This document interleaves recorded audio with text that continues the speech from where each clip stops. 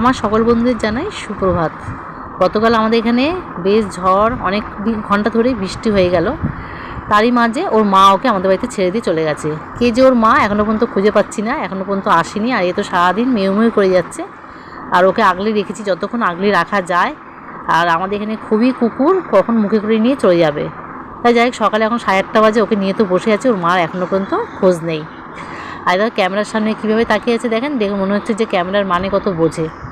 তা যাই হোক, মা আসলে মায়ের কাছে দিয়ে দেবো। আর আজকে যেহেতু রবিবার ছিল, আর বাবা একটু মুরগির মাংস নিয়ে এসেছিলো, সেটাই সকালে কষা দিয়ে ভাত খেয়ে নিয়েছে। আর দুপুরে আমাদের মুরগির মাংস একটু ঝোল হালকা হালকা করেছি, একটু কষা কষা টাইপের। আর তার সঙ্গে ছিল আমার আমের টক। এই দিয়ে আজকে আমাদের সকাল দুপুর হয়ে যাবে। আর হচ্ছে মানে মানে এই করতে করতে আমার 1:30 বেজে গেল। ওর সাথে বসে আছি আমি 10টা পর্যন্ত। তবে যাই হোক, ভিডিওটা যদি ভালো লাগে লাইক দিবেন, আর নতুন বন্ধুরা সাবস্ক্রাইব দিয়ে পাশে থাকবেন।